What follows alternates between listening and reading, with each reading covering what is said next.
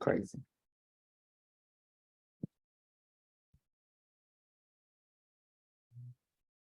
All right. Hey, everyone. My name is, I'm turning my camera on.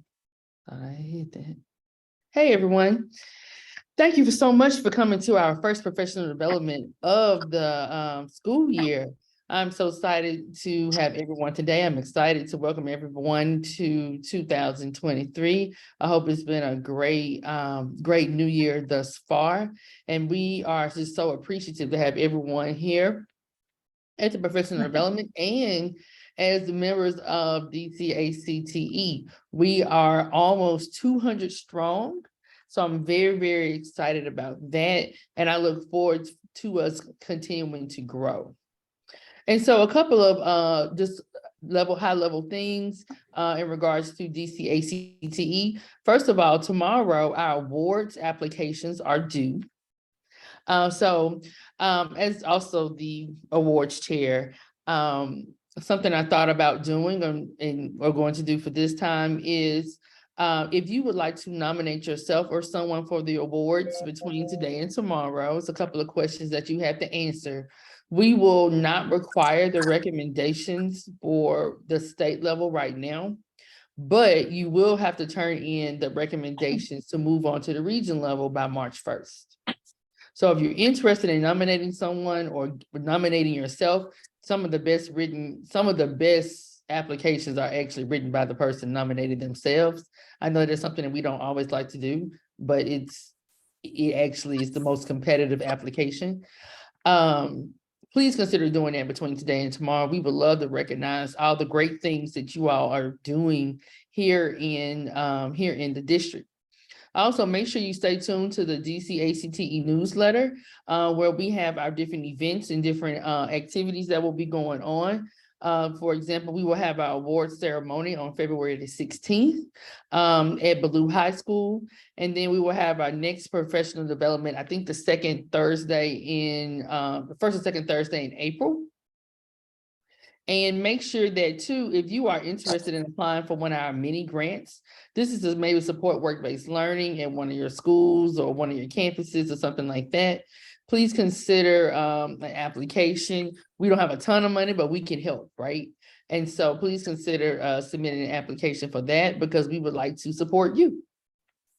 And with that being said, I would love to turn things over to our awesome professional development chair, Crystal Smith.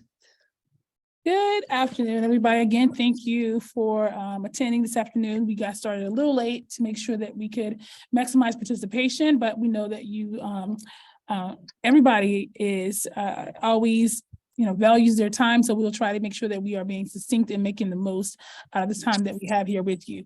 Our agenda is we're going to switch up things a little bit if you're used to how we usually function.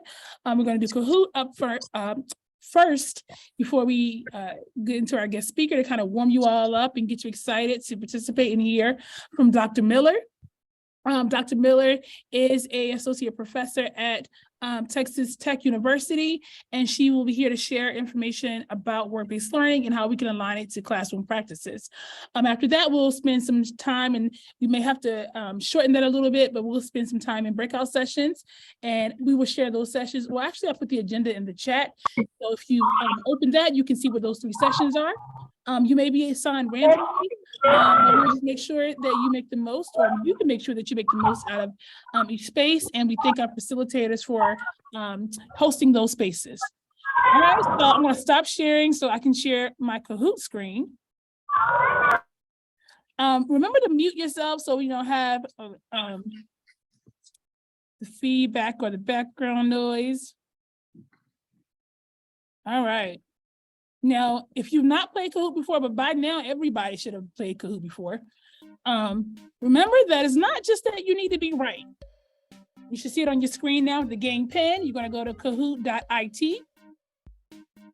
Our top 3 winners receive, is it Amazon, Candace, or Visa cards that we do? We do Amazon.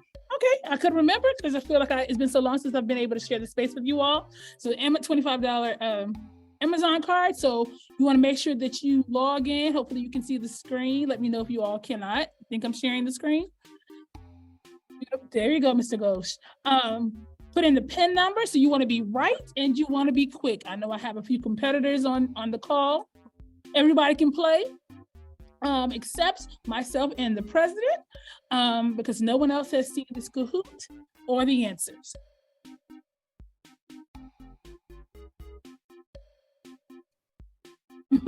Ms. Lioness is driving. Ms.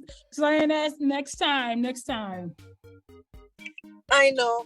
I need a whole day training in Kahoot. Oh, that. Well, maybe we need to do that because it's a wonderful educational tool. I think they have some competitors out there now, but still a very fun way to check for understanding with your students. Switch it up a little bit, do some review. Yes, and I have played before. I know it's fun. And you know, I was looking for some of our veteran players, Ken, Leslie, and Miss Benjamin, who always are super competitive with one another. I'm going to give another minute to just, probably less than a minute to join so we can, again, use most of our time for our speaker and breakout rooms. So you want to go quickly, jump in. I only see 8 participants. We got 26 on the call. Come on, committee members. Come on, y'all. Come on. The Pride of Southeast. I want to look through that list to see who I think that might be. I think I know Mr. who that is Ruffin. already, but I know who that is. I love these names today. You all are creative like the children. All right, 30 seconds.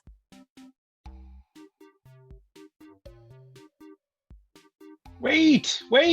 Huh. It's Sunshine. Romy. Miss T. I know who Miss T is. I don't know who the Prez is. All right. Are you in? I think it was Mr. Hingler that was saying, it's me. Is that Mr. Hingler? Got 15 seconds. Give me a moment. Just logging in. Okay.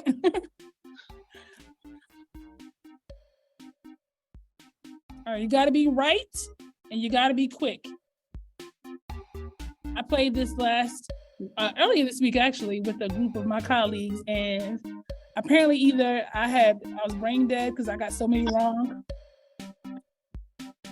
All right, is that everybody? Is it Hinkler, you're in?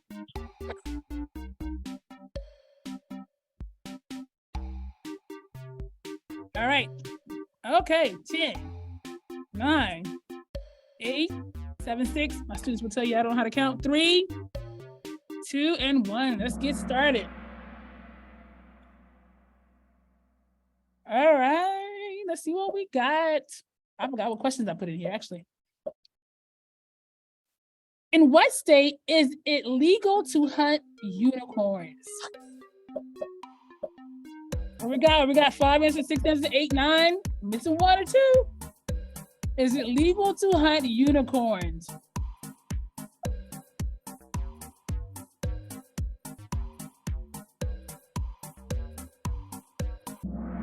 Michigan. Got 3 people got it right. Okay. All right. Oh, okay. Pride of Southeast.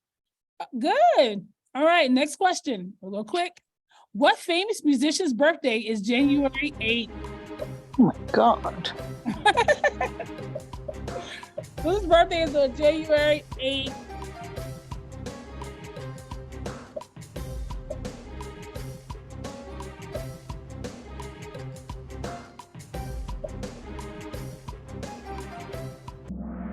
Elvis.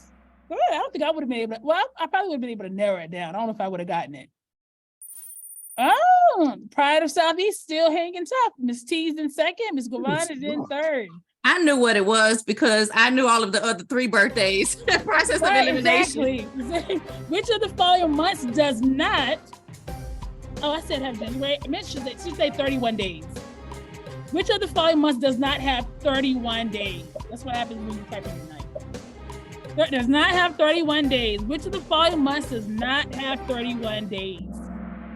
Okay, everybody, I'm not gonna ask who's the one. Good. All right, I'm trying not to call the Pride of Southeast by his real name. What is January named after?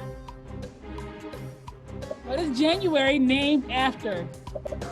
Okay, some of y'all gonna quit. You better go, you better go. Some of us are thinking because we're pressing slow. Better click. What we got? A Roman god. Yeah, so that wasn't, oh, that did good, that question. A Roman god. Oh, it's changing up, but number one is staying stable. What color is the black box in an airplane? What color is the black box in an airplane? Awesome. Okay, 6 or 7 people knew it.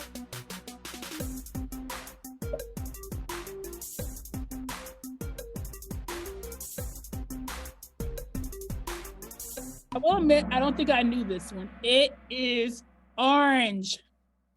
Orange. Good. Oh my goodness. Oh, Mr. Hingle, I see you moving up. Number 6, which currency was first used in January 2002? Which currency was first used in January 2002? It's 6 people that just know all the answers, but they're quick.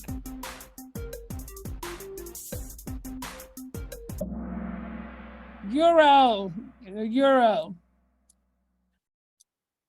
What we got? First, second, and third, staying still.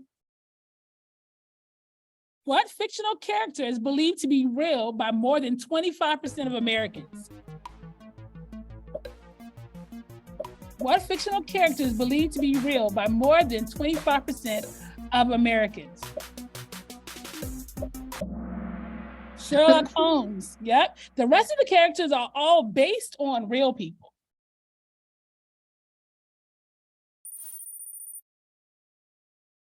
All right. Man, whoever, this is Pride of Southeast. Right. What is January's gemstone? What is January's gemstone? 2 people knew it quick. 4, 5, 6, 7. Okay. We should start recognizing birthdays. We don't collect that data. What is Garnett? Good. Only 4 people got it. Oh my gosh. Pride of Southeast will not move. And it's the close to the end. What was Walt Disney afraid of? What was Walt Disney afraid of? Some of y'all thinking real deep about this one. This is coming in slow. Nice. All right, and last question. Oh, no change here. Okay, final question, do or die. On average, what is the thing that Americans do 22 times a day?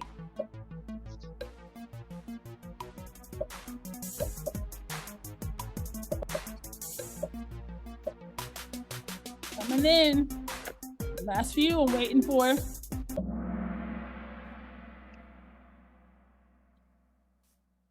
All right, so let's see where we are. Coming in 3rd. KP, I'm not sure who KP is. Coming in 2nd, Mr. Hingler. And coming in 1st place, Pride of the Southeast. So the top 3, and honorable mention is Angelique Sight and whoever Prez is. So these 3 folks will be sent gift cards, and Miss Candace Mott can talk more about that. I need you to send me your real name. I already knew who the Pride of Southeast was. Oh, Courtney, it's good to see you. And Calvin, and then Mr. Hingler. All right, gotcha.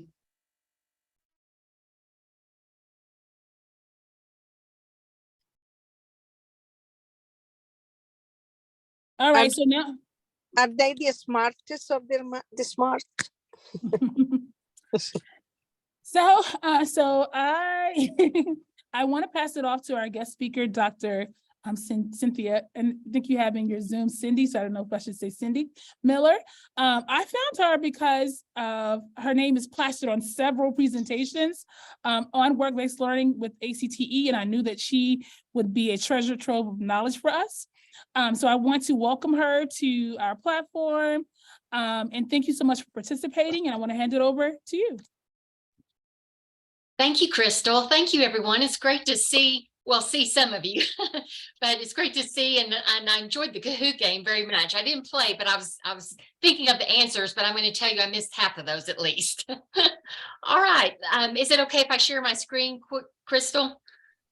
Absolutely. Candace, do we need to make her a co-host so we can give her those privileges? It says it. I have sharing ability, so let me try. So do you see my screen? We do. Okay, great. Get it up here. All right. So I'm so excited to be your presenter today and to really talk to you about work-based learning. Actually, that's my background as a secondary high school teacher. I'll talk more about that in just a moment, but I am going to talk about how we can collaborate and align work-based learning experiences to your CTE classroom. So here's my information. I am an assistant professor instead of associate professor, almost an associate professor. Got one more year left to go there. But I'm an assistant professor of family consumer sciences education at Texas Tech, but I was also an assistant professor of career and technical education at Eastern New Mexico University. So that's a teaching university that I had an opportunity to teach at, and then Texas Tech stole me away to be their family consumer sciences education. So we prepare future FCS teachers out there to teach in the secondary and community college levels. But my background is 35 years. This is my 35th year in education. 11 of those years, 2 of them were at the middle school level, 9 of them were at the high school level. And my degrees at that time were in business education. So I had a business education degree as well as what was called back then, and I know I'm dating myself, home economics. So those are the degrees I had, but I pursued more to go into the business education realm. And so that's what most of my teaching is in business education. And I was a work-based learning teacher in business education. So I placed students in banks, accounting firms, law firms, retail, insurance agencies, medical offices, all those types of places. So I have that background and that kind of area, but I'm going to talk to you about a lot of different things as well. And then I became a CTE administrator for 2 school districts, one rural and one large. I had about 28,000 students. The rural one had about, I want to say about 5,000. So not too rural, but somewhat rural. So just kind of let you know that that's my background also on the administration side. And then I've been at the post-secondary level for about 11 years. So I love to get out in the field. I do that quite a bit in everything I do. So things we're going to cover today, I just want to briefly make sure you're aware of the work-based learning element that's in the ACTE quality CT program of study framework. That's what I've been utilizing. I've been actually conducting a research study right now. I'm almost towards the end of it, in examining the quality of work-based learning experiences that we're providing our family consumer science education teachers and what they're providing their students. And we're going to discuss the importance of aligning work-based learning, especially with students' career interests. That's really important. We shouldn't be bringing in guest speakers that students don't have any interest in. We shouldn't be placing students in jobs that they're not interested in, because otherwise, how are they going to confirm the direction they want to go? I often tell counselors, I don't know how you can talk to students about college when they have no idea what they want to do with their future. And so I think that's a problem, because we have so many educational opportunities. And I'll share with you, one of the students came about a year ago to see me at Texas Tech. I teach a career development course, and he came to see me and said, I'm an electrical engineer. And I said, okay. And he said, I hate that field. And I said, so why are you majoring in electrical engineering? Well, he wanted to become an electrician. And so when he told his counselor he wanted to be an electrician, the counselor said, well, you need to go into electrical engineering. And those are 2 very different career fields. So that's one of the things that we need to be really careful about, is making sure we're helping students get the best information possible so they make the best informed decisions possible. So he sees that he wasted 2 years of college because he could have gone in and got a journeyman's license instead, working with a master electrician and so forth. So we're going to talk about work-based learning activities that you can align with you in your classroom, with your program, but also along a work-based learning continuum. And then I'm going to share numerous resources. Matter of fact, you're going to have access to those resources because I built a work-based learning resource, Live Binder. That's a digital notebook out there. If I don't know how many of you have used Live Binders, but it's a great tool if you've not. I've been using them for about 15 years.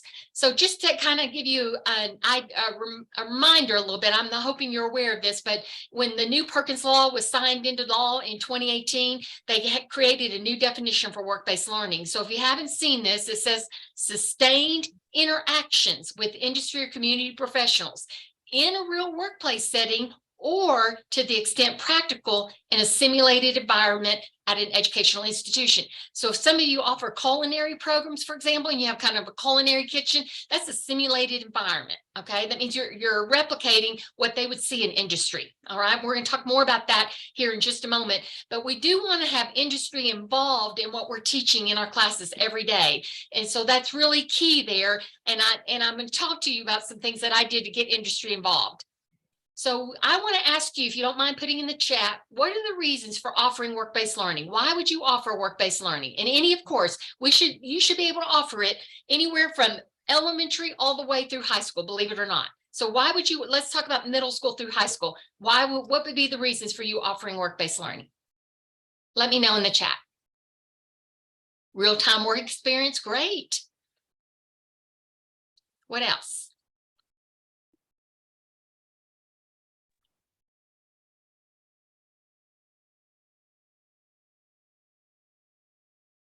Connection to classwork, wonderful. Yeah. Is this really the job I want? Career prep, good. Enhancing student experience, their knowledge, skills, and attitudes, especially those employability skills. Wonderful. These are all great answers. And so you're going to see them all tied on here in just a moment. Exposure, exposure, exposure. So true. So true. All right, so let me show you one of the reasons, obviously, as some of you mentioned, we got to expose students to the world of work. I don't know what your situation is in Washington, D.C., but here in Texas, none of our employers will hire employees without work experience. None. Okay, so that tells us volumes right there that they're not getting the quality of students after they graduate from high school prepared for the workplace. And so that's a problem. So we're going to talk more about that in just a moment. We want to expose students to a career field. Many of you said that. We also want to strengthen and practice academic learning. So in other words, we want to confirm what students are learning academically, they're going to be able to apply in the job.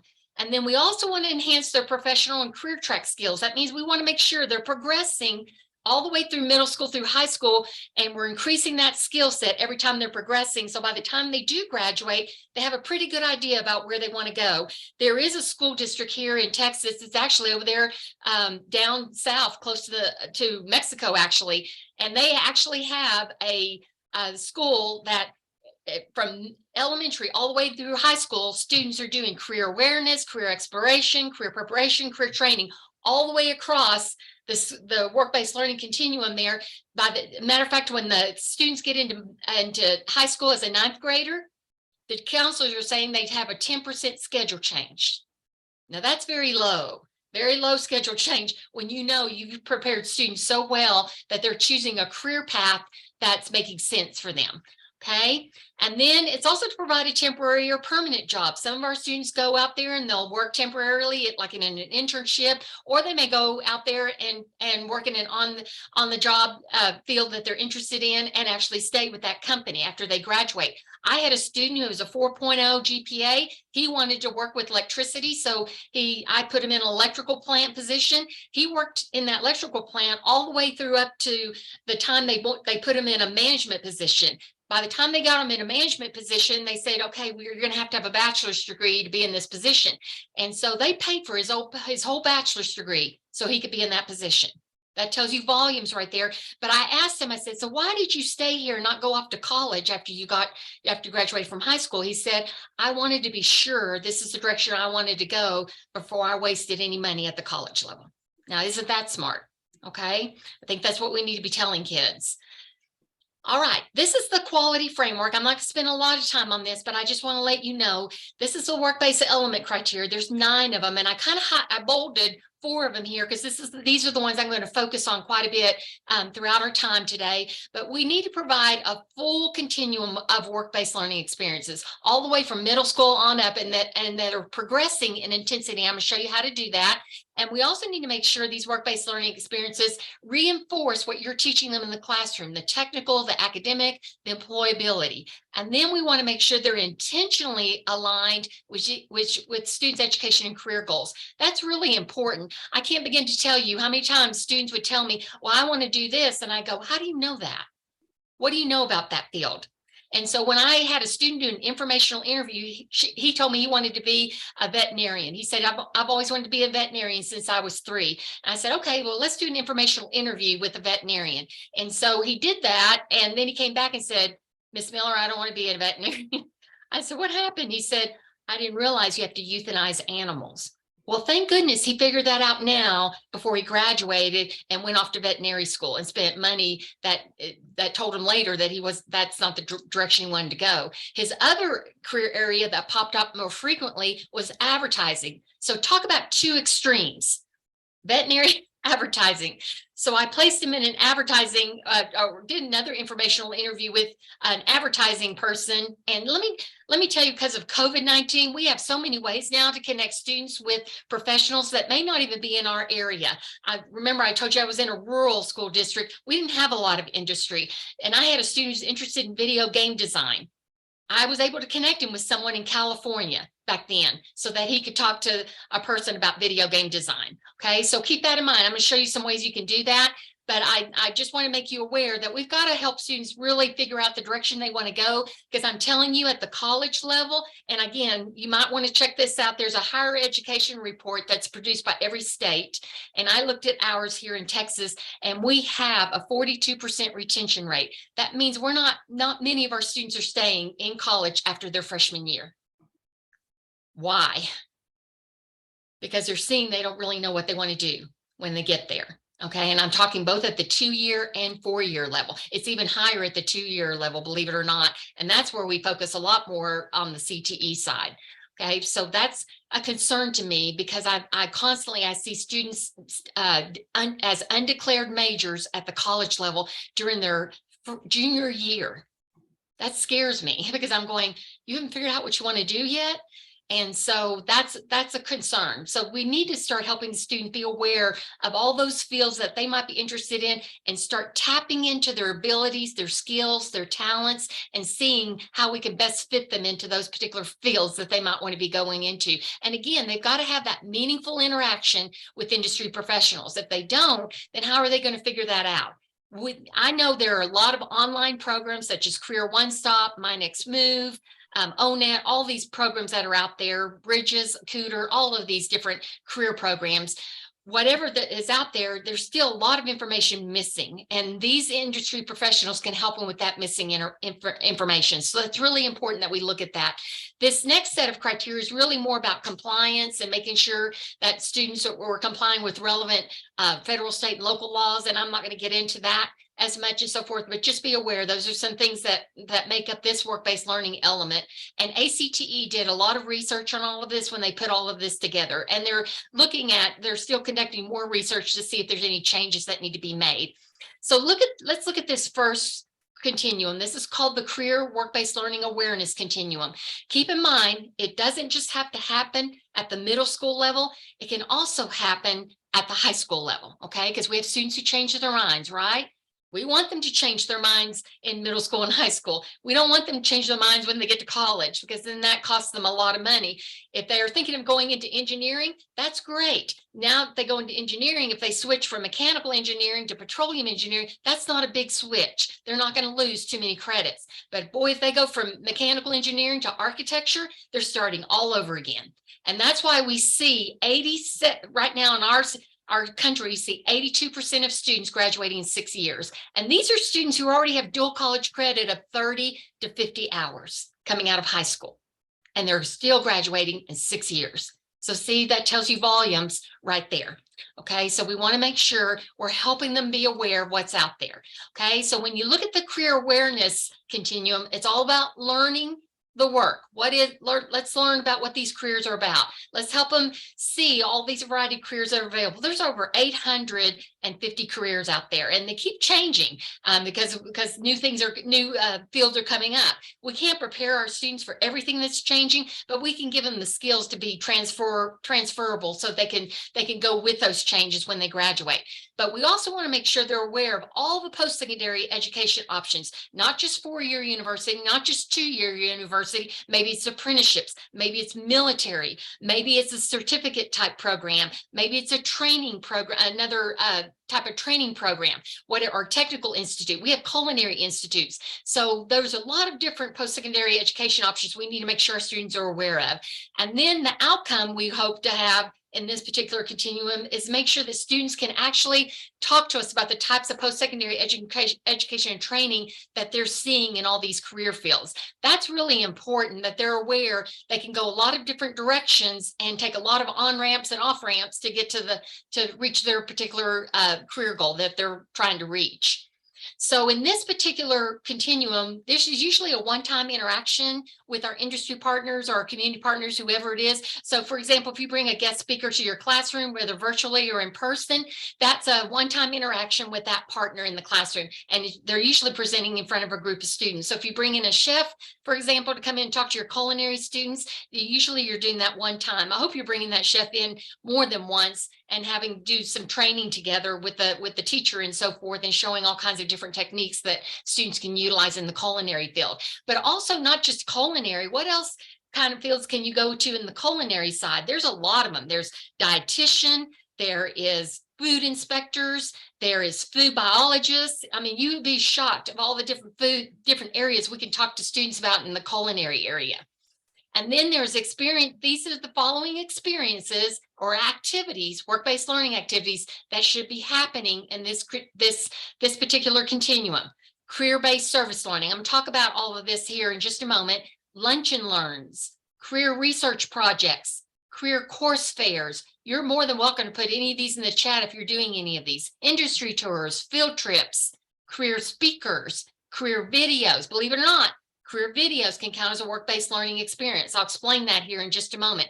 Take Our Sons and Daughters to Work Day. That's an actual website that you can go to and sign up, and your school district can be a part of taking their sons and daughters to work day. Doesn't have to be with a parent or a mom or dad. It could be with an uncle or aunt. It could be with a grandparent. It could be with other siblings as well. So the career-based service learning is really providing a service learning that's related to a career. So if you have students in middle school, for example, that they've identified a career and a lot of them are interested in that same career, you could ask students to design and select a particular service-based service learning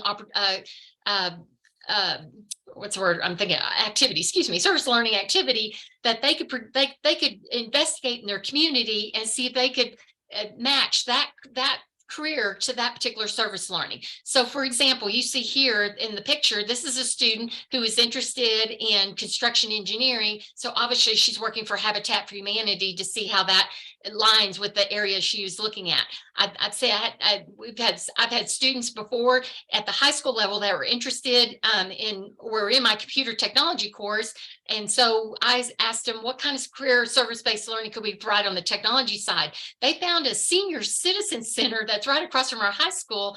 And they realized that those senior citizens had no background in utilizing their computer. So they went over there and provided training for all those senior citizens. And we did it once a month on a Saturday for an hour. We ended up having just 10 at first, and then we ended up having 65 of them towards the end as we got along, because so many people were talking about what they were learning from my students on how to utilize Word, or how to do Outlook or Facebook or whatever it may be. So that's what I want you to think about. How can we help students? I let my students decide. I think that was really important. They conducted some preparatory research and report on the community and business what were the needs in this community they could help with. When I taught my accounting class, my students found out a VITA program was available. That's a volunteer income tax assistance program. And so my students volunteered to help people who were not able to afford CPAs to do their taxes and so forth, and helped them with all these simple forms and everything. And we worked with our university's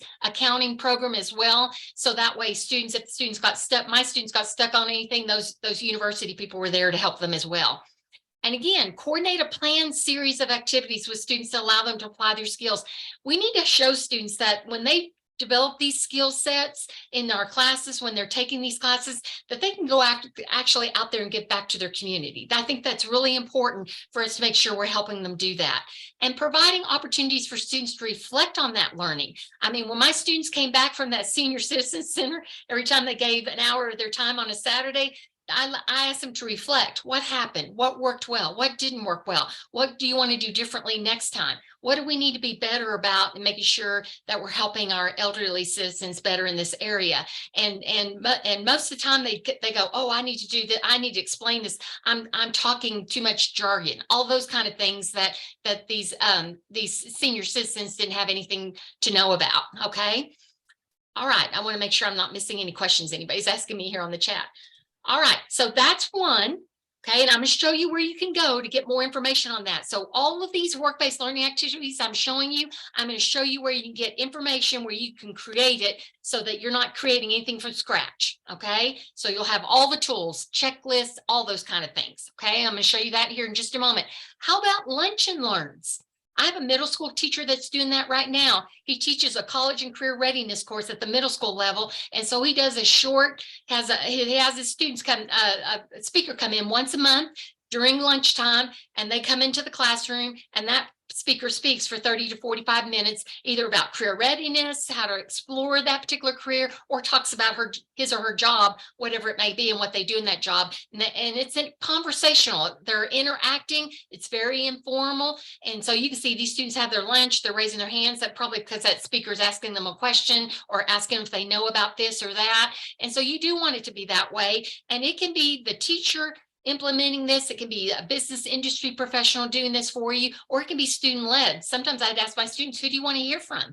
What do you want to hear? And so if we didn't have that particular industry in our community, then I connected them virtually to a guest speaker. Video game design. Again, that's something we don't have in our community whatsoever up here. And we have a pretty big community. We have about 250,000 people here, but it doesn't exist in this area. So I connected my students with the video game design. And how I found that video game design, I want to let y'all know. I emailed all my teachers in my middle school and said, I need someone who knows anybody who does video game design. Sure enough, a math teacher came back to me and said, hey, I have a brother in California that's doing that. Do you want me to connect you? I said, love for you to. So he connected us with his brother. His brother came in and talked about video game design, and matter of fact, helped the students know of some people in Texas so that they could connect with somebody in Texas and get more information about video game design. And when those students contacted those individuals in Texas, those students got to go in the summer for 1 week and visit that video game design company in Austin. This is where they went for that 1 week, and that video game design company paid for their travel, everything, hotel, food, all of it. And so those kids just had an amazing time with that. So that's something we need to think about here. That's really simple. It doesn't take a lot of time, and could be something that would be really wonderful for kids to see about all these different types of careers. You can do even a panel. He said he did, because there's so many different fields and health science areas, he did a panel with a nurse on it, with an EMT, with a doctor, and that panel was there to answer questions about all those fields related to the health area. Okay, so that's something for all of us to think about as well. Okay. Yeah, you're right. We don't think about the people in our building. And so that's one of the things we want to be sure we're connecting with them. And then it can be student, professional, industry led. So here's the other thing I had students do at the middle school level, and that was a career research project. So after they started exploring these careers, I made sure they were conducting online research using credible sources. That's really important because there's a lot of misinformation out there. And then I asked them, so what kind of, who do you want to interview? What kind of person, what kind of career field are you looking at that I can find a professional in that area that you would like to interview.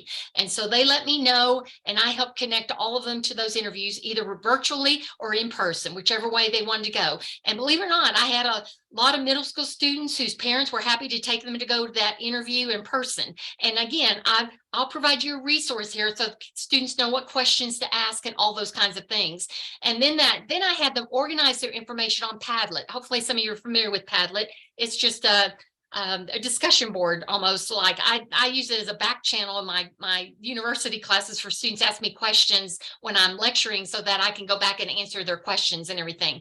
So again, you can have them organize that information on Padlet, what they found, put in there on Padlet, and then that helps them organize a research presentation. It can be a written presentation and reflection, or it can be an oral presentation, however you want to set that up and so forth. But I had a lot of students who wanted to do it orally. They were so excited about what they learned that it helped them quite a bit on that side of it. So I'm going to talk about another thing that you can also add to that career research project here in just a moment.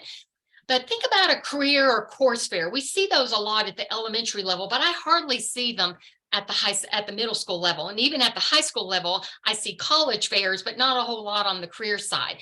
So something I did as a former CT administrator, I asked all of my teachers at the high school level, because they all had advisory committees. So they had industry professionals, they had post-secondary professionals on their advisory committee. What we did is we brought all of our programs down to the middle school and showed all the students what we had to offer at the high school level.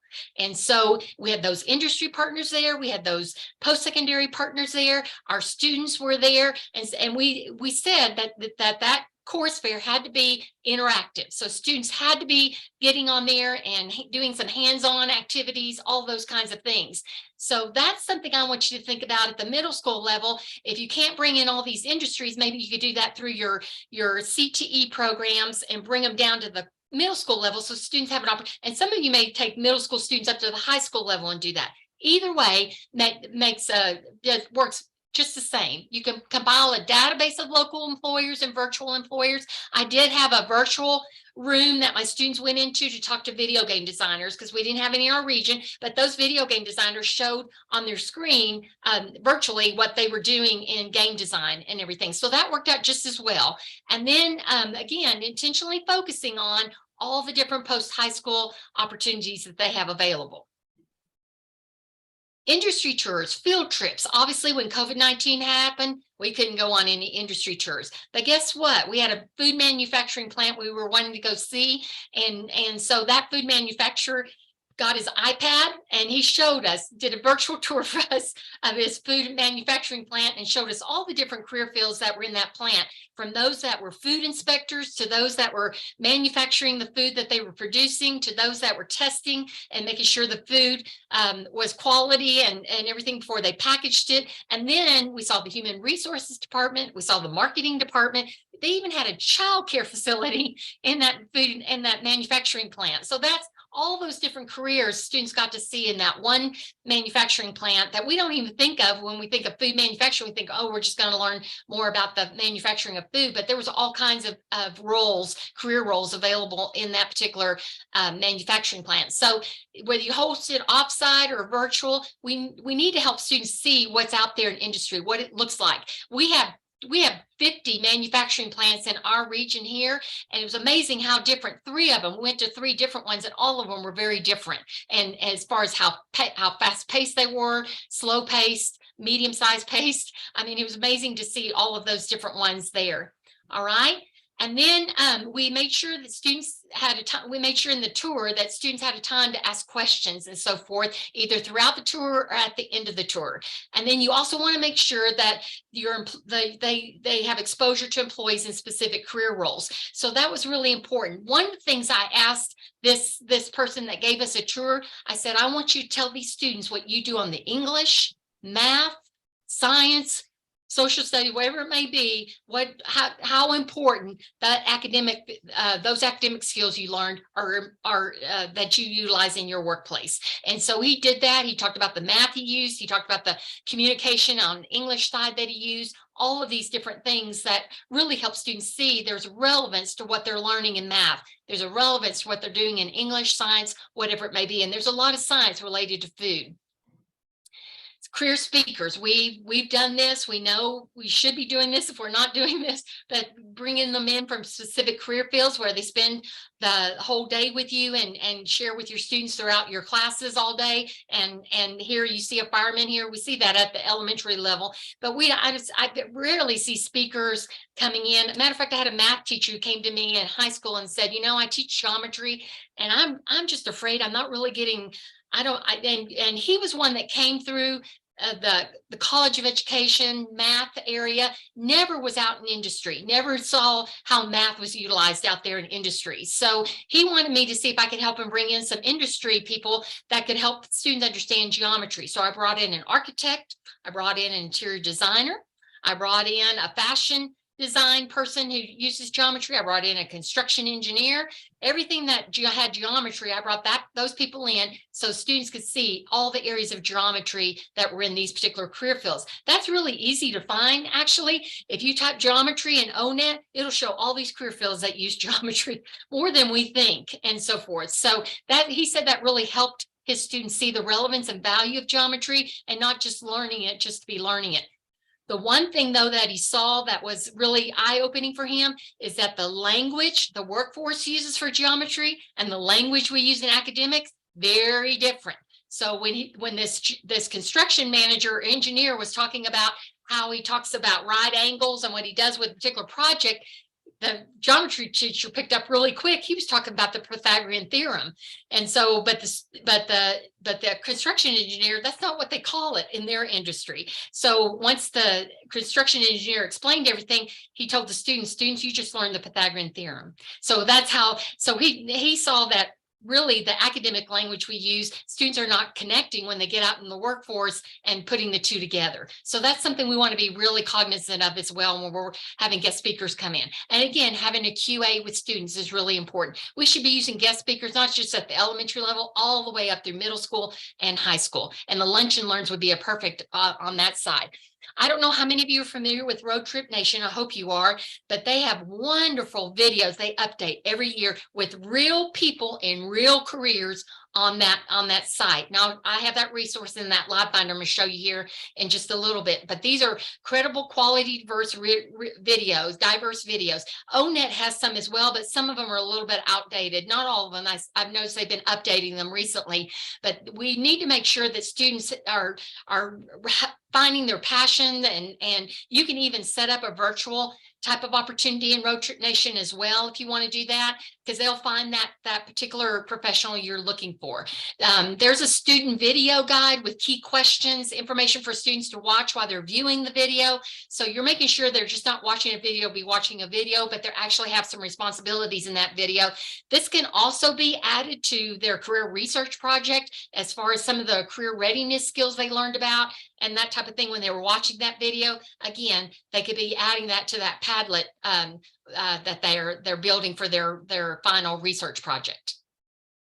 Take our sons to work and daughter and sons to work day. Again, there's a website you can go to, make sure you have clearly established and communicated parameters. In other words, don't just allow that son or daughter just to be with mom all day, but maybe allow mom to provide opportunities for that son or daughter to go elsewhere in that company and learn about all the other career opportunities that are available in that company. So that's really important. You understand you have to get confirmed parental involvement and approval, work site visit approval. And then I had my students do a post-event reflection and just telling me, what did you see? What did you like? What did you not like? What was interesting? What did you learn that you didn't know before? All of those kind of things, almost like a KWL activity. All right. So what CTE courses would you apply these career work-based learning awareness activities to? I kind of talked about one already. So tell me in the chat, what CTE courses would you apply these to?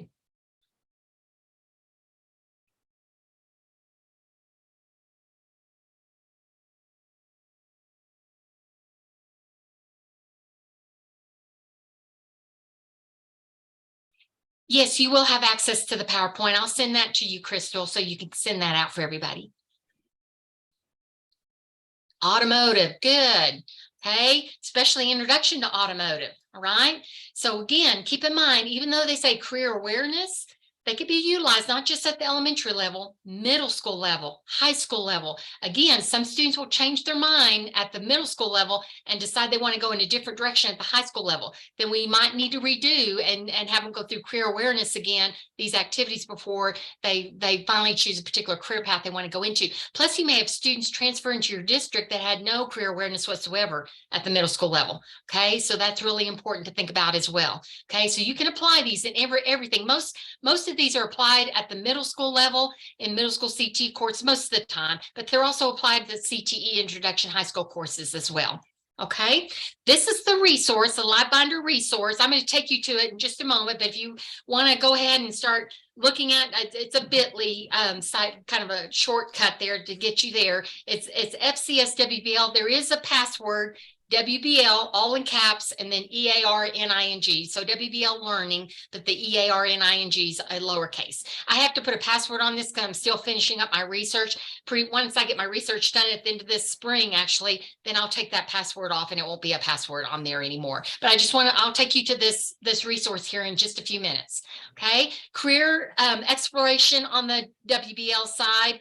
Okay, again, that's learning about work, but now we're exploring a lot more about these career options for students. So we're hopefully enhancing even further what they learned on the career awareness side. And we're giving at least students 2 examples of how students' individual skills and interests relate to those career fields and occupations. So we're hopefully immersing them more in that area. And if you see up here, again, it could be another one-time interaction with partners for a single student or a small group. Okay, but it could be personalized to connect to emerging student interests. So you could put students together to talk with a specific career professional related to that, like I did with those video game design students. Students can take an active role in selecting and shaping the experience. We want them to do that. We want them to really look at that career field and see what is the math that's involved, what's the English that's involved, what's the science, history, what's the other skills that they need. Is there some fine arts do they need? Is there some foreign language do they need? What CTE courses do they need to be taking?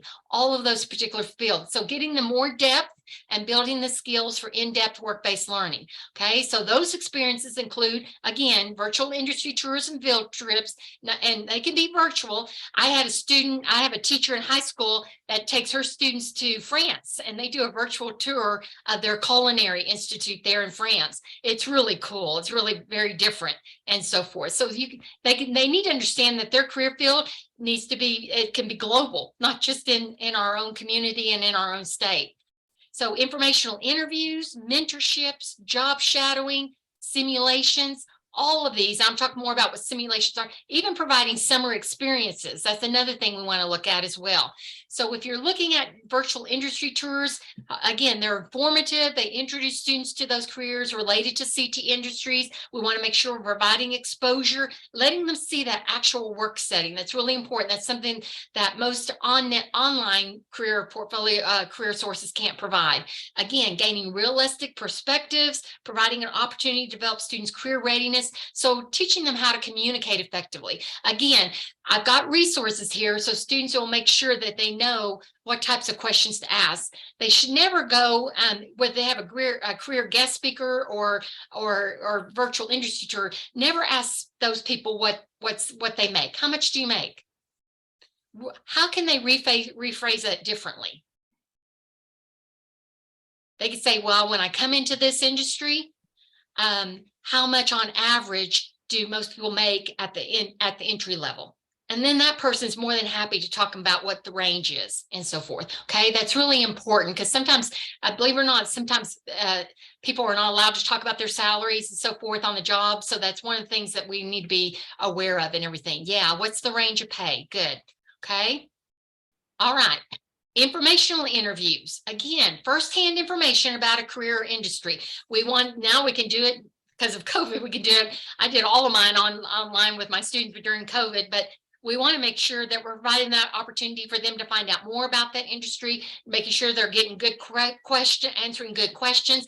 But also what's wonderful about this opportunity is that students are starting to network. They're starting to make a contact with a professional out there, so they know. And all of my professionals did this. They gave their email address to my students and said, and even their phone number so they could text them.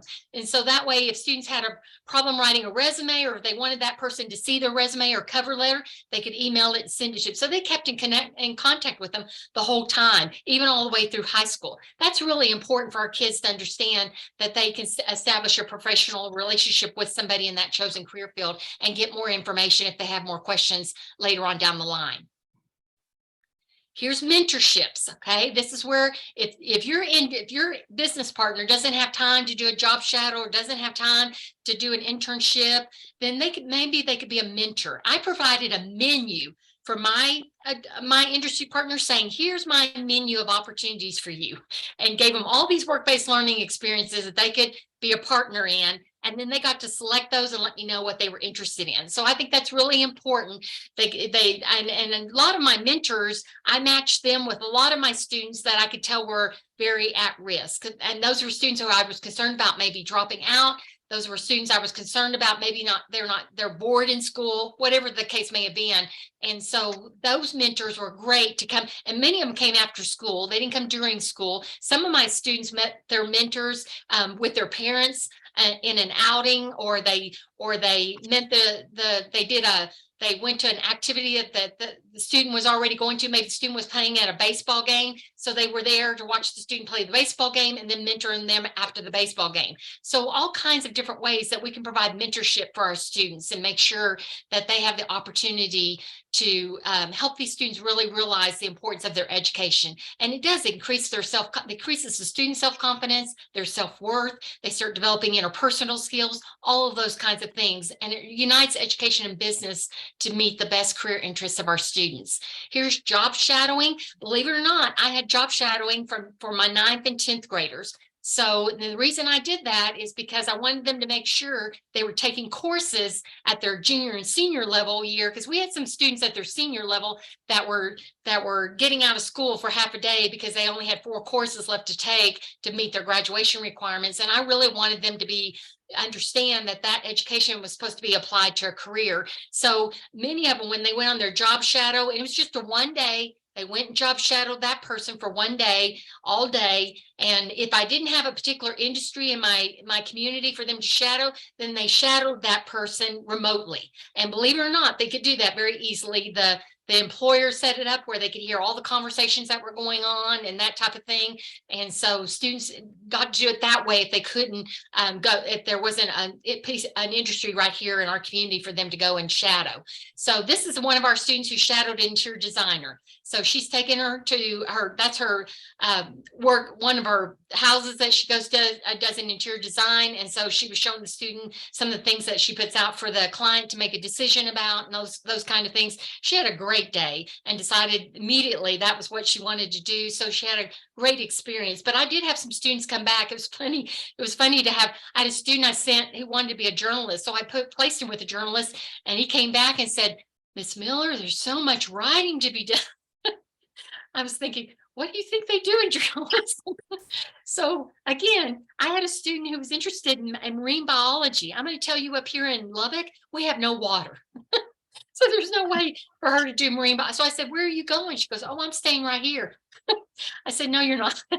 So I actually called our SeaWorld. We have a SeaWorld in San Antonio, and asked them if they had a marine biologist, and they did. And in talking with her, she was happy to work with the student. So they paid for her travel down there, and she got to spend time with the marine biologist in SeaWorld for a week during the summer. So lots of different ways that students can do job shadowing, but I certainly encourage it earlier rather than later, because I found many students, especially their sophomore, that did the job shadow. They may have not been able to do it their 9th grade year, so they did it their sophomore year. I found a lot of them said, boy, I wish I'd done this in 9th grade because I would have made a different course, I would have taken different courses than what I took my sophomore year. So the earlier you can do it, the better. Believe it or not, these students can be responsible. They can behave. They can do their, as long as we prep them and make sure that they understand what their responsibilities are and how to be professional and so forth, they'll rise to the occasion. I was really surprised. So simulations, these are the things that we expose students to that without them being in the workplace. So some things like in child development, when we have students with those care babies and everything, that's a simulated situation. Some of you may have particular equipment that you use in your classroom. That's a simulated situation. So you're providing tools that they may utilize out there in the real world in that workplace. And so you're providing a simulated work environment. I'm going to talk about a simulated workplace a little bit later on that West Virginia does. It's amazing. If you've not been to visit, you're not very far from West Virginia, but if you've not visited, you need to go visit. It's an 85% rural state, and they created with industry these simulated workplaces. So when students go in, they actually have to clock in, they go to their particular center, and they actually start producing a product that the workplace, that the industry needs and everything right there in their classrooms. So it's truly amazing. School-based enterprises can also be a simulation. So if you have a retail store, like DECA usually does that quite a bit, or if you have a cafe that you have to sell coffee or donuts, those are school-based enterprise. I actually had a credit union in my high school. I actually talked a credit union coming in and building one in our high school so we could teach students about financial literacy. So, and about credit and all those different things, aspects. So this also allows students to participate without any barriers. So if they don't have to worry about traveling someplace and that type of thing, then providing a simulated workplace may be the answer to having them go trying to find transportation to a workplace. Summer experiences. We don't even think about these being workplace learning experiences. These are great work-based learning experiences. Providing a focused, extended workplace experience for students, promoting opportunities. You can do that from the university. Universities, I don't know if you've checked with your university, but a lot of them offer all these different types of camps. These are just some of the camps we offer in our College of Human Sciences, but community colleges offer them, industry partners offer them. So, or you can collaborate with an industry partner or a community college and say, hey, I'm interested in offering this type of summer experience for my students. Can we do this together? And they'd be happy to help you set that up and build that up, and then provide these opportunities for students to participate where they get kind of a simulated opportunity to see what exactly is involved in that particular career field and so forth. And they can see a lot of different ones as well. We actually did that to everyone for our counselors. Okay. Oh, I'm sorry. Did someone have a question? Oh, okay. Thank you. I appreciate that. If I don't get to all of these here, Crystal, I'll leave this with you, the rest of these with you. But again, career explorations, middle school introduction, and then you've got the career preparation one as well. That's where you'll see more of these particular learning experience. And again, I'll give this this particular PowerPoint to Crystal, so you will have all of these, but these are all the different types of experiences you can provide. Also, I've got information on all of those as well. So let me stop sharing here for just a moment and share instead this work-based, this live binder here. So just real quickly, I'll go through that with you real quick. Okay, this is a work-based learning live binder I put together for the research project I'm doing with my FCS teachers. So when you see National Texas Industry Certifications and also Texas FCS, I'm doing that related to Family Consumer Sciences, but you could create a similar binder just like this for your particular CTE program. But when you click on one, this is all the different resources I was just talking about. Career-based service learning. Look at all of this here. It's got a teacher checklist. It's got a service learning project planning worksheet. So it's already got the tools there for you, so you don't have to create them. Okay. Career fairs, same thing. We provide a whole bunch of resources here, especially up here at the top, a career flyer, all kinds of different things that you can utilize and adapt to fit you the best. Here are some career self-assessments. called Know Your Value. So when you click on this tab called Know Your Value, you've got all these values, interests, abilities, personality assessments, all of these different assessments that are free in case your school district doesn't provide those assessments for you, that you can give your students so you can figure out what career interests they might have. Okay, so that, and this is a whole career development live binder. So now you've got some experiential education you can look at here with job readiness curriculum, all kinds of different things. So you've got more here than I have time to go over, but here's the career exploration one. So you got job shadow, informational interviews. I put all these resources in here so you can create them without having to do it from scratch. All right. And same thing with the career work-based learning preparation one and the career work-based participation one, which is also the career training. If you ever see this little sad face here, don't let that bother you. It just means there's a filter on that other person's website. So you can click on this link and it takes you right there. Okay. So just to kind of let you know that and everything. So don't get discouraged if you see this unhappy. I don't like this unhappy face, but just click on the link and it'll take you right there. And then you've got some web work-based learning assessments you could utilize here. I put the ACT equality, but you've got also all these different infographics, and I even developed a work-based learning action plan. Feel free to download that and fit that to your courses the best. Also, because I wanted my FCS teachers to know how they could implement work-based learning in their classroom using all these different activities and so forth. So I created a work-based learning action plan there. So any other questions or anything? Dr. Miller, I think I put the wrong link in the chat. Okay, let me get this real quick and I'll put it in the chat for you.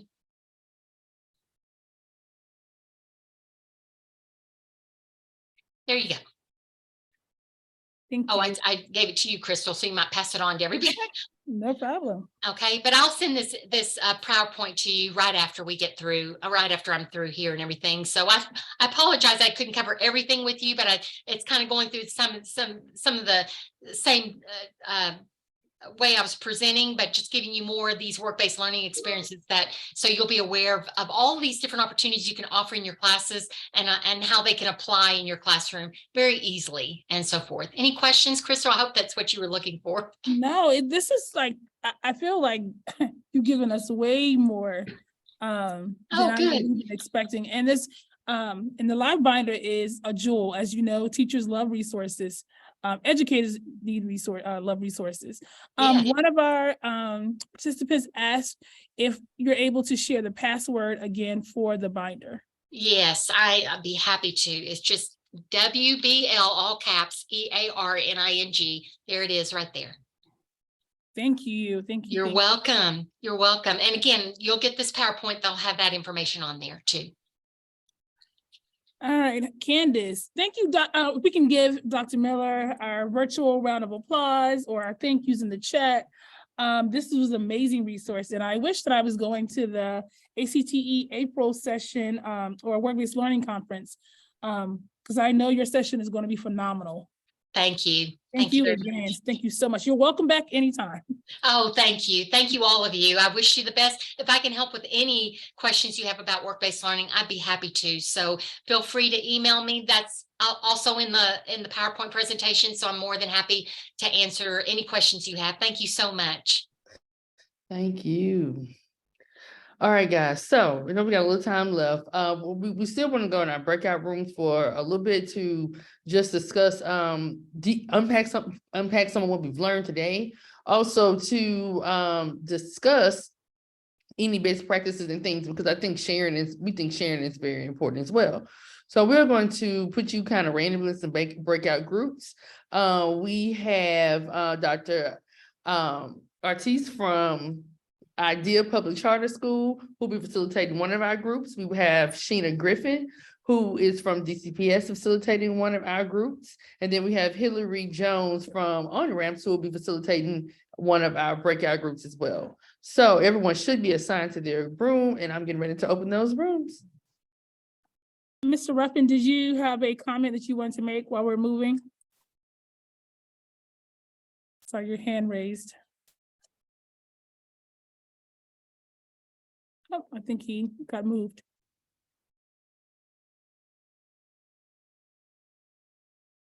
What room you want to go to, Crystal? It doesn't matter. Just pop me in one.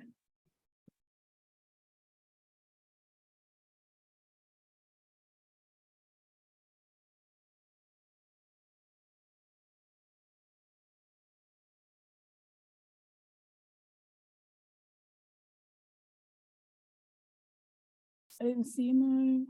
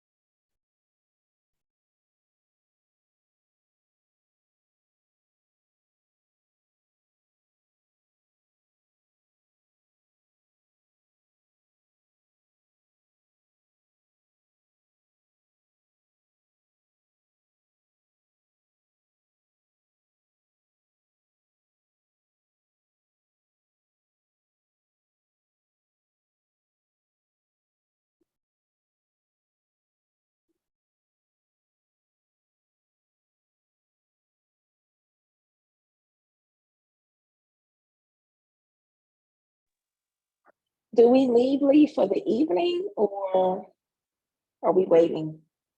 Yeah, that's a good question. I kind of came back. I was looking for the survey. Yeah. No, I think people are leaving. So good Okay, so night. I think folks